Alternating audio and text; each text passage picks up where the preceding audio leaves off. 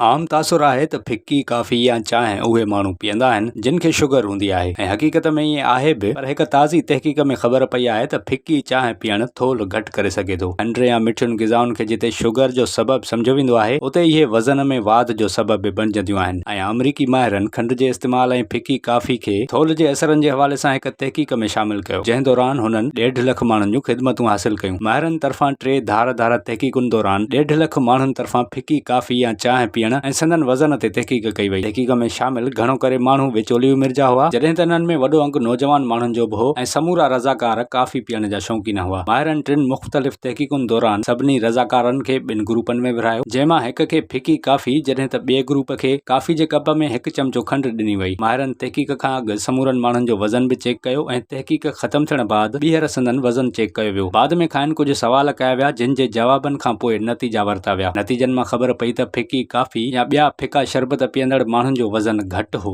तहक़ीक़ दौरान घणनि थुल्हनि माण्हुनि जो बि वज़न घटिजण लॻो हो। माहिरनि नोट कयो त फिक्की कॉफ़ी या चांहि घणो करे नौजवान ऐं विचोली उमिरि जे माण्हुनि लाइ फ़ाइदेमंद आहे। उन्हनि जो वज़न घटिजण लॻो हो। अहिड़ी रीति नतीजनि मां ख़बर पई त कॉफ़ी में रुॻो 1 चमचो खंड मिलाइण सां बि माण्हुनि जो वज़न वधी वेंदो आहे। तहक़ीक़ में इहा ॻाल्हि साम्हूं आई त कॉफ़ी पीअण वक़्तु उन में खंड न मिलाइजे ऐं इन सां वज़न घटिजी सघे थो। इन खां अॻु कयल तहक़ीक़ में कॉफ़ी पीअण जा केतिरा ई फ़ाइदा बयानु कया विया हुआ। माहिरनि मूजिबि रोज़ 2 खां 3 कोप कॉफ़ी या चांहि पीअण सां थोल, दिलि जूं बीमारियूं ऐं शुगर जे ख़तरे खे घटि करे सघिजे थो।